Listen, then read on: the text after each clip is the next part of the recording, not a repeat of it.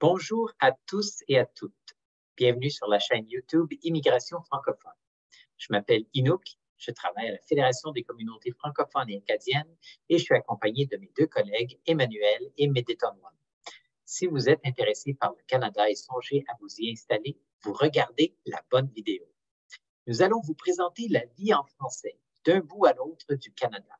J'insiste bien sur l'expression d'un bout à l'autre du Canada parce que souvent, quand on parle du Canada français, on a l'impression qu'il n'y a qu'au Québec qu'on parle et vit en français. Or, nous allons vous démontrer le contraire. Nous allons vous présenter de nombreuses informations durant cette demi-heure, alors n'hésitez pas à revenir sur les points qui vous intéressent. Nous commencerons par vous expliquer qui sont les communautés francophones et acadiennes et en quoi l'immigration de personnes francophones est importante pour nos communautés. Nous vous présenterons brièvement notre organisme, la FCFA, et son rôle. Puis, nous voyagerons à travers le Canada en vous dressant un portrait des communautés francophones d'est en ouest. Et enfin, nous partagerons des informations pratiques qui sont bien de connaître avant votre arrivée au Canada. Alors, c'est parti! Qui sont les communautés francophones et acadiennes? Historiquement, les francophones ont fondé ou participé à la fondation de nombreuses communautés partout au Canada.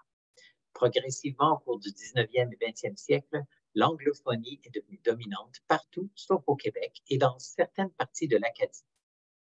Ce qu'on appelle aujourd'hui la francophonie canadienne est composée de nombreuses localités où une présence francophone, incluant des institutions, continue à se perpétuer et coexister avec la majorité de langue anglaise. Les communautés francophones travaillent avec le gouvernement fédéral pour vous offrir les meilleures conditions à votre installation au Canada. Au Canada, la population est culturellement très diversifiée et c'est également le cas dans les communautés francophones et acadiennes. Selon le dernier recensement, une personne sur 5 est née à l'étranger et 250 origines ethniques sont présentes. Le Canada est l'un des pays qui accueille le plus d'immigrants et d'immigrantes parmi les pays du G7. Comme vous le savez certainement, le français et l'anglais sont les deux langues officielles du Canada. Plus de 30% de la population canadienne parle français et un francophone sur 5 habite ailleurs qu'au Québec. Ce qui m'amène à vous parler du point suivant, l'importance de l'immigration pour les communautés francophones. Pour la francophonie canadienne, l'immigration représente un enjeu d'avenir très important. Les collectivités francophones travaillent ensemble autour d'une même vision, celle d'une francophonie plurielle qui attire, intègre et inclut des personnes issues de l'immigration. Nous sommes engagés dans un projet de société dont la trajectoire s'étend sur plusieurs décennies. Le chemin à parcourir est au moins aussi long que celui déjà parcouru. Ce projet interpelle toutes les forces vives de nos communautés et chaque secteur, chaque intervenant a un rôle à jouer. Concrètement, il y a 3 raisons principales qui expliquent l'importance de l'immigration pour les communautés francophones et acadiennes. La première raison est démographique. Il faut avoir conscience que l'immigration est la principale source de la croissance de la population au Canada. L'accroissement migratoire dépasse désormais largement l'effet de l'accroissement naturel. L'immigration des francophones dans les communautés représente donc un facteur majeur pour augmenter la démographie de la population francophone à l'extérieur du Québec. La deuxième raison est économique. L'immigration impacte le développement économique canadien. L'immigration permet de combler les pénuries de main-d'œuvre, de créer de nouveaux services et combler de nouveaux besoins. Une entreprise canadienne sur 3 appartient à un immigrant. Si nous prenons l'exemple du secteur de la santé, un travailleur de la santé sur 4 est un nouvel arrivant. Au niveau des communautés, les personnes immigrantes créent des emplois locaux essentiels dans tous les secteurs de notre économie, y compris la construction, les services professionnels, les soins de santé et le commerce de détail. La troisième raison est l'importance de la vie en français. C'est une grande fierté pour les Franco-Canadiens de voir les francophones de toutes les origines participer au dynamisme de la vie en français dans leur communauté d'accueil au Canada, soit en s'impliquant dans la vie associative et culturelle, soit en créant des entreprises, en étudiant, en envoyant les enfants à l'école ou dans les garderies francophones, mais aussi en faisant valoir leurs compétences, connaissances et savoir-faire. Les communautés francophones ont la volonté d'impliquer les nouveaux arrivants dans tous les domaines de la vie et de construire ensemble des lieux où chacune et chacun sera épanoui. Alors, qui sommes-nous? Donc, la Fédération des communautés francophones et acadiennes du Canada, la FCFA, c'est un organisme à but non lucratif qui a pour mission de soutenir le développement et l'épanouissement des collectivités de langue française au Canada, à l'extérieur du Québec, ce qui passe entre autres par l'immigration, comme on vient juste de voir. Donc, plus précisément, notre équipe qui se consacre au secteur de l'immigration s'occupe principalement, et je vais résumer en gros, de sensibiliser les différents acteurs communautaires à la diversité culturelle, religieuse, ethnique, pour qu'aucune personne issue de l'immigration ne subisse de discrimination due à la méconnaissance culturelle, de promouvoir les communautés francophones à l'étranger à travers des vidéos, des webinaires, notre site web, des réseaux sociaux, mais aussi Destination Canada, forum de mobilité. Et pour plus de la moitié de notre mandat, nous nous occupons de concerter, d'appuyer et de renforcer les capacités de l'ensemble des joueurs communautaires qui travaillent à améliorer l'accueil et l'intégration des nouveaux arrivants. Qui sont ces différents acteurs qui travaillent à favoriser l'immigration francophone dans les communautés? Partout au Canada, sauf au Québec et au Nunavut, une variété d'intervenants d'une même région se rassemblent pour former les réseaux en immigration francophone et partager leurs ressources et leurs savoir-faire. Ils travaillent ensemble pour augmenter le nombre d'immigrants et d'immigrantes dans les communautés francophones en situation minoritaire et pour créer les meilleures conditions pour vous intégrer et vivre en français partout au pays. Ces réseaux regroupent les organismes offrant des services d'établissement et d'aide à l'emploi, des organismes de développement économique, des conseils scolaires, des collèges et universités, des services de santé, des centres culturels, des regroupements provinciaux et des gouvernements provinciaux et territoriaux, des municipalités et bien plus selon les régions. En complément au RIF, il y a aussi un projet pilote appelé Communauté francophone accueillante. Il s'agit de 14 communautés, grandes et petites, ciblées pour leur caractère unique.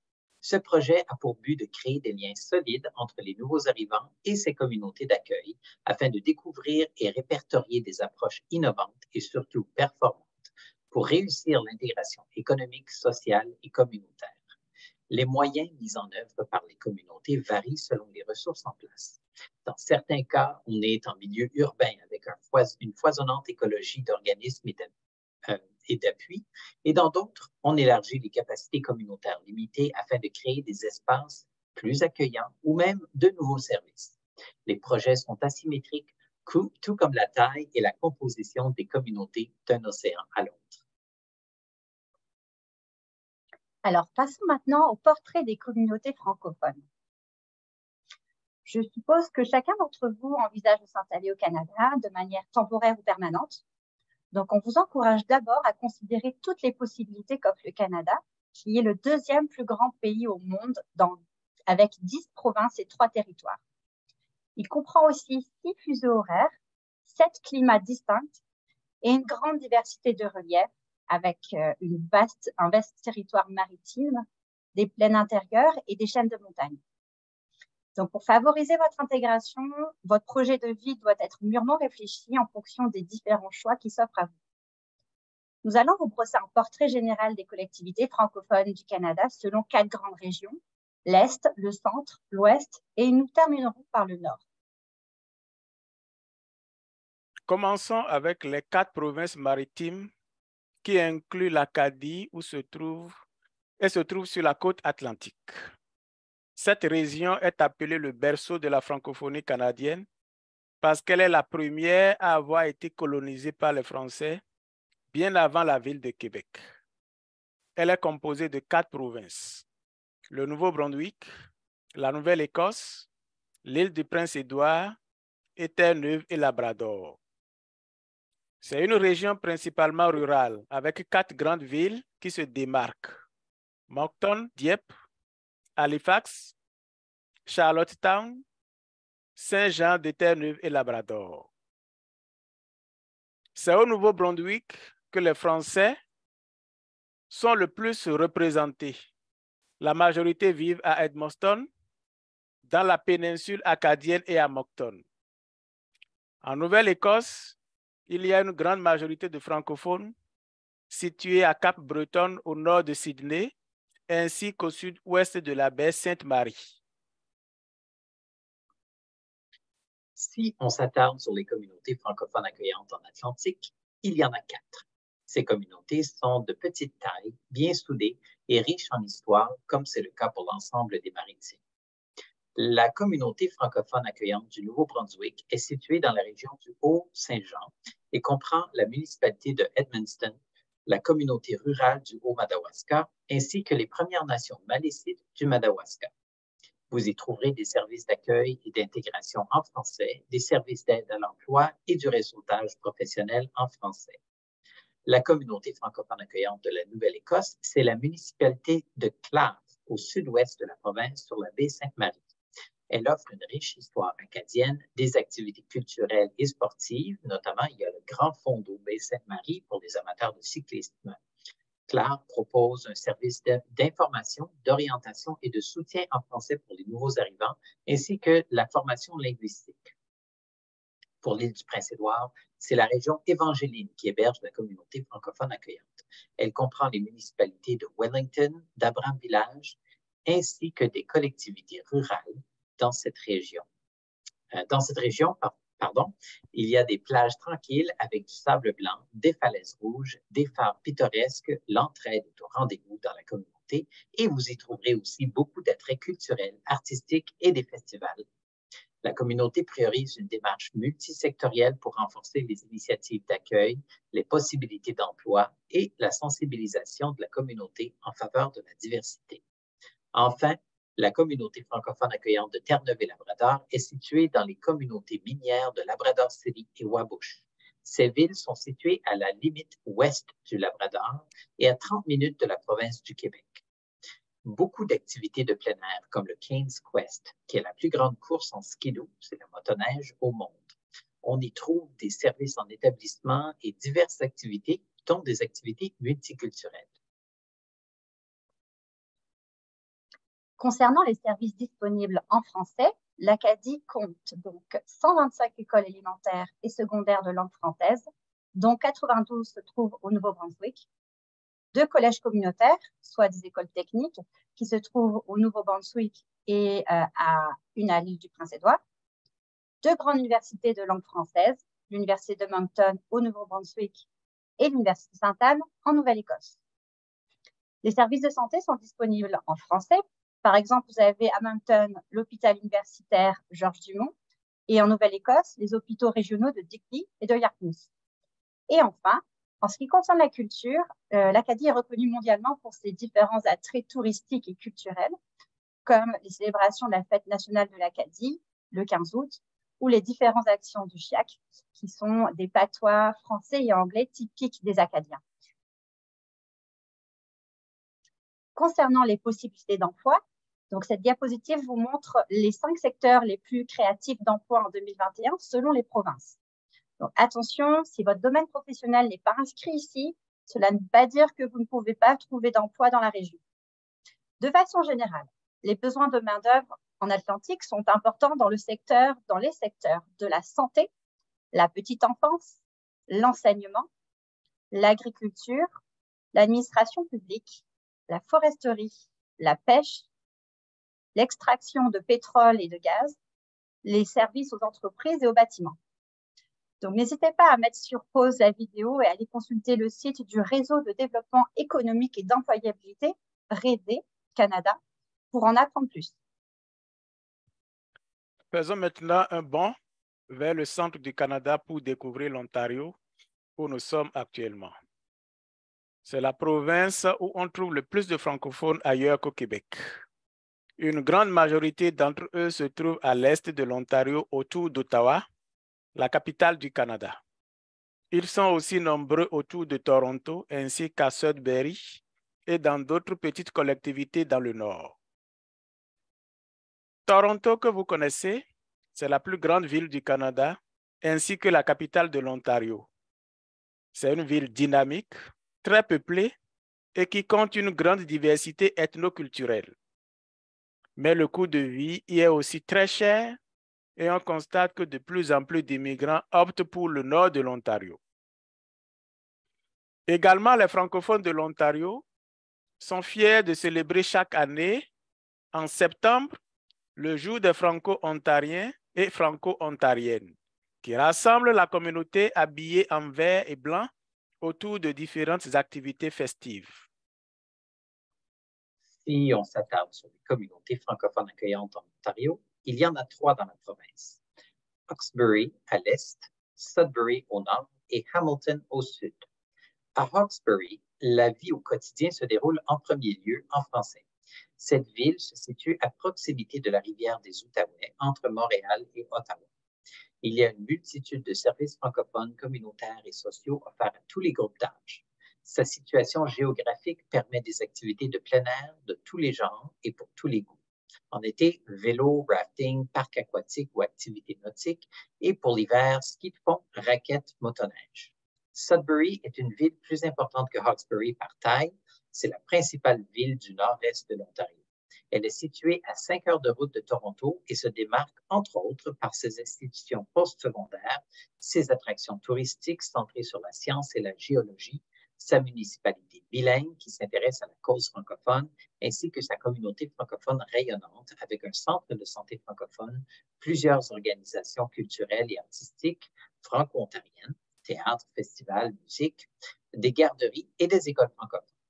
Enfin, la communauté francophone accueillante de Hamilton se situe entre Toronto et les chutes du Niagara.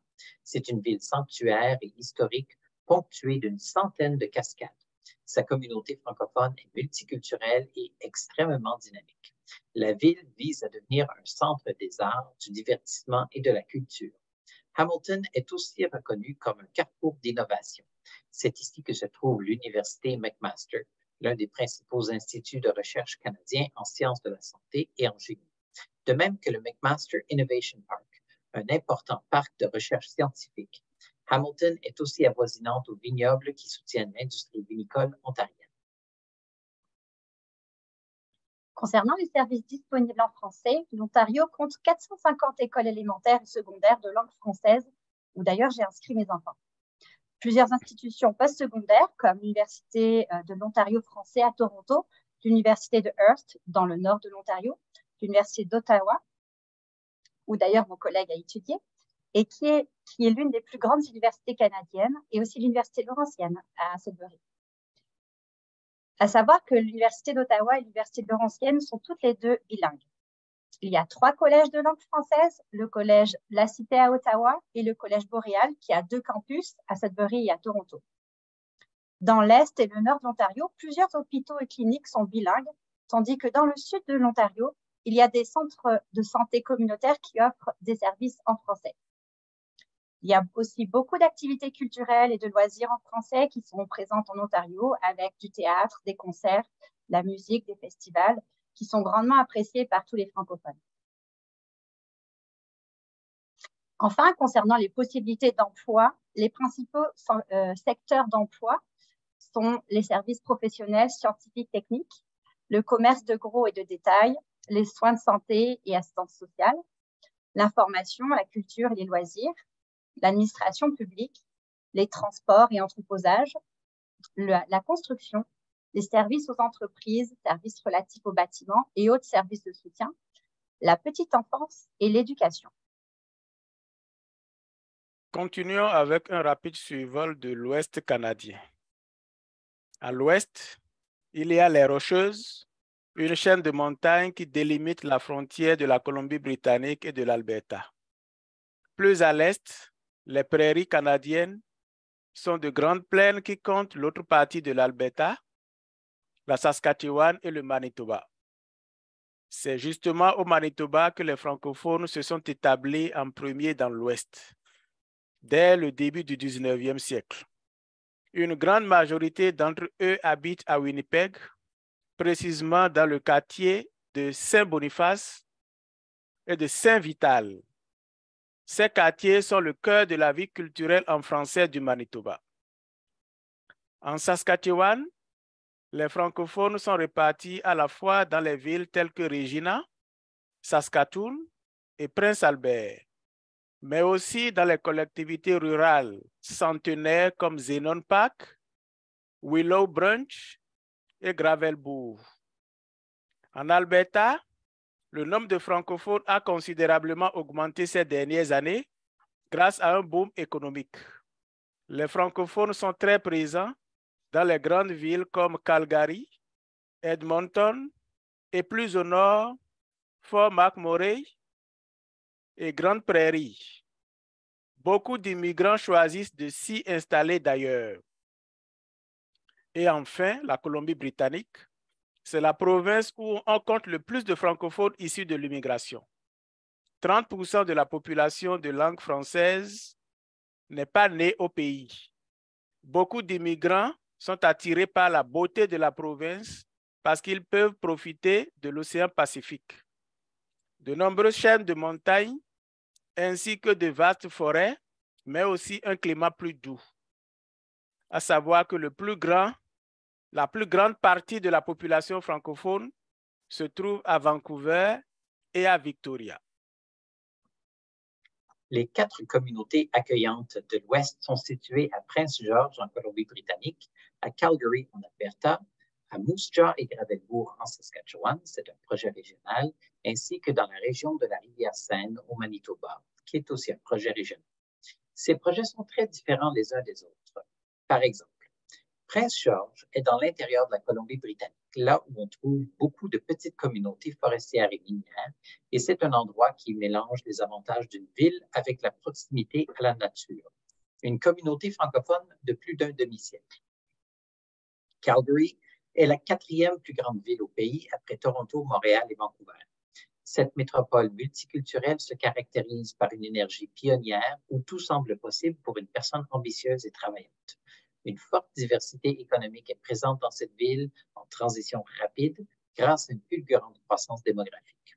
De plus, Calgary est habitée par des fanatiques du sport, du plein air et de la nature. La Saskatchewan fait craquer plusieurs sous le charme de ses petites communautés pittoresques et ses surprenants paysages.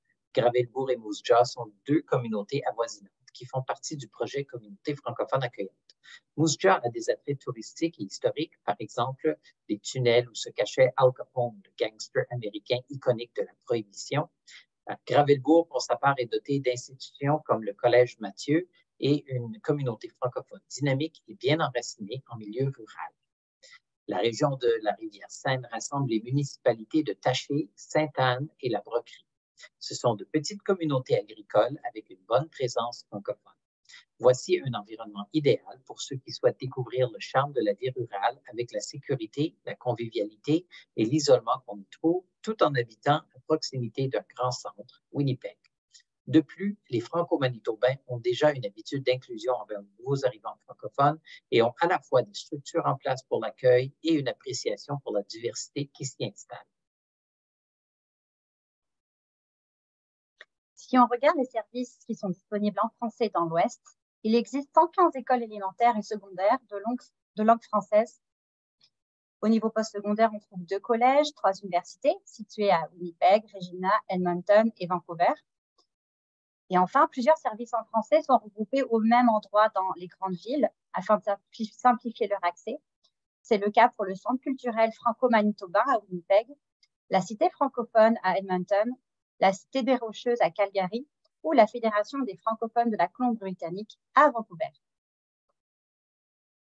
Concernant les possibilités d'emploi, vous avez ici les principaux secteurs les plus créateurs d'emplois en 2021. De manière générale, les besoins de main-d'œuvre se trouvent dans le commerce de gros et de détail, les soins de santé et l'assistance sociale, les services d'enseignement, la foresterie, les mines, carrières, extraction de pétrole et gaz, l'hébergement, la restauration, les services publics, la fabrication. La liste est longue, mais non exhaustive. Prenez le temps de faire une pause à cette vidéo pour tout lire. Nous finissons cette tournée éclair du Canada dans le Grand Nord canadien, le Nunavut, les territoires du Nord-Ouest et le Yukon. C'est dans ces trois territoires que le nombre de francophones a le plus augmenté ces dernières années. De plus en plus d'immigrants sont attirés par la beauté de la nature et des paysages de l'Arctique en pleine transformation. La grande majorité des francophones se trouvent dans les capitales des territoires, c'est-à-dire Whitehorse pour le Yukon, Yellowknife pour les territoires du Nord-Ouest et Iqaluit au Nunavut. Ces mêmes communautés ont aussi été désignées communautés francophones accueillantes. On pourrait dire qu'elles ont toujours été accueillantes puisque la majorité des habitants des territoires demeurent les diverses communautés autochtones composées des Premières Nations, des Inuits et des Métis. Dans ces villes se trouvent tous les services disponibles en français. Les écoles élémentaires et secondaires, garderies, services d'aide à l'emploi et services pour vous orienter, y compris des services aux immigrants. Les communautés francophones dans le nord du Canada sont tissées serrées. Il y a de nombreuses activités socioculturelles organisées pour faciliter les rencontres et les échanges avec les francophones déjà établis. Les communautés sont isolées. Le coût de la vie est un peu plus cher, mais en échange, on a accès à des expériences inoubliables comme les aurores boréales, le soleil de minuit ou des aventures en plein air. Le Nunavut, le territoire le plus neuf du Canada, peut se vanter d'être trilingue avec l'Inuktitut, le français et l'anglais comme langues officielles. La communauté francophone accueillante d'Iqaluit vise un accueil chaleureux et des appuis d'intégration économique des nouveaux arrivants francophones. Yellowknife, capitale des territoires du Nord-Ouest, en est le centre névralgique culturel, économique, touristique et social. Les cultures autochtones y sont omniprésentes et c'est la ville canadienne qui vante le plus d'heures d'ensoleillement en été. Le projet vise, entre autres, à développer de nouveaux services en français, rehausser le statut de l'immigration auprès de la municipalité et la population, ainsi qu'à créer des liens entre la francophonie établie et arrivante. Whitehorse a beaucoup à offrir en commençant par une qualité de vie inégalée, de grands espaces et des grands paysages à couper le souffle. Nous y sommes à quelques minutes des montagnes, à gravir des rivières. Nous y sommes à quelques minutes des montagnes à gravir et des rivières à pagayer. Le projet de communauté francophone accueillante s'intéresse à offrir des services d'accueil et d'établissement, à collaborer avec la municipalité et les organismes anglophones pour mieux accueillir les nouveaux arrivants et sensibiliser les entreprises aux réalités de l'immigration. Les secteurs d'emploi qui recherchent particulièrement des personnes bilingues sont en administration et services publics, hébergement et services de restauration, les soins de santé et assistance sociale, le commerce de gros et de détail, les services d'enseignement, les services aux entreprises, les services relatifs aux bâtiments et aux autres services de soutien.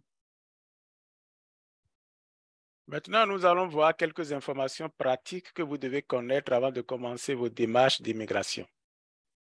Si on peut vivre en français, étudier en français et envoyer ses enfants à l'école de langue française, il y a de bonnes chances, en revanche, qu'on y travaille en anglais. Aussi, la connaissance des deux langues est vraiment importante.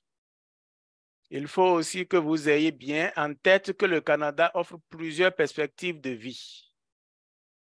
Vous pouvez vous établir dans les grands centres urbains qui sont très dynamiques et offrent beaucoup de loisirs, mais avec un coût de vie très cher. Vous avez la possibilité de choisir les zones rurales qui offrent beaucoup d'opportunités d'emploi avec une qualité de vie qui mérite d'être prise en compte dans le choix de votre établissement. Le coût de la vie y est nettement plus abordable. Les maisons sont moins chères et les impôts moins élevés. Sachez que d'une province à l'autre, certaines réglementations changent, comme les permis de conduire, l'assurance maladie, les impôts ou les taxes d'habitation. Mais le plus limitant, ce sont les métiers et les professions réglementées. Au niveau des provinces, dans le but de protéger le public ou leur assurer un standard de qualité. Certaines professions sont régies par des ordres professionnels au niveau de la santé, du droit, l'administration et affaires qui touchent les comptables, avocats, notaires par exemple. Et il y a des ordres professionnels en génie, aménagement et sciences qui concernent donc les agronomes, les architectes, les ingénieurs et bien d'autres. D'autres professions sont réglementées par les gouvernements provinciaux, j'allais dire, comme l'enseignement, les métiers de la construction ou certaines qualifications professionnelles. Ils sont variables d'une province à l'autre, donc vous pouvez vous renseigner sur les sites web des gouvernements de la province et du territoire qui vous intéresse.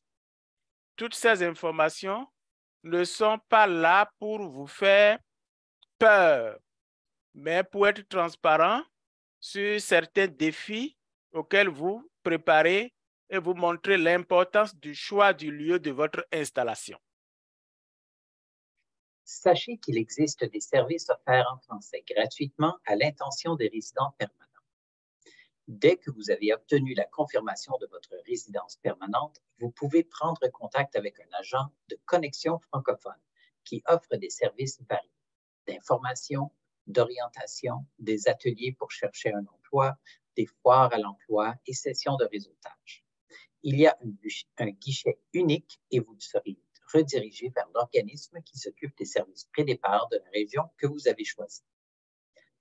Une fois arrivé au Canada, il existe de nombreux services d'établissement en français, toujours gratuits, qui aident les nouveaux arrivants en fonction des besoins dans les différentes démarches administratives, recherche de logement, médecin de famille, ouverture d'un compte bancaire, appui à la recherche d'emploi, réseautage professionnel, connexion avec la communauté, des cours d'anglais ou de français, intégration des enfants à l'école, formation professionnelle. Également, à l'aéroport de Toronto, un point d'accueil francophone est présent pour vous informer et vous orienter vers la nouvelle communauté d'accueil, peu importe la destination finale. Peu importe où vous choisissez de vous installer, les collectivités de langue française sont là pour vous accueillir et faciliter votre établissement et dans plusieurs cas, elles iront même vous accueillir à l'aéroport dès votre arrivée. Pour conclure, nous vous invitons à consulter notre portail www.immigrationfrancophone.ca et particulièrement la rubrique « Immigrer au Canada » en français. Vous y trouverez de nombreuses informations avec les liens utiles sur les programmes, comment choisir sa région, comment trouver un travail ou comment étudier, ainsi que des informations pratiques sur la vie quotidienne. Vous trouverez aussi quelques astuces pour les personnes qui sont en Côte d'Ivoire, au Maroc ou en France. Donc, prenez le temps de faire le tour de ce site avec les différents liens. C'est un projet de vie qui se réfléchit et se construit avec le temps. Ça prend du temps comme des ressources financières. Tous les liens utiles qui ont été cités le long de cette présentation sont dans la description de cette vidéo. Merci de mettre un pouce bleu à cette vidéo si elle vous a été utile. Connectez-vous sur notre chaîne Facebook et Instagram pour ne rien manquer de l'actualité en immigration francophone.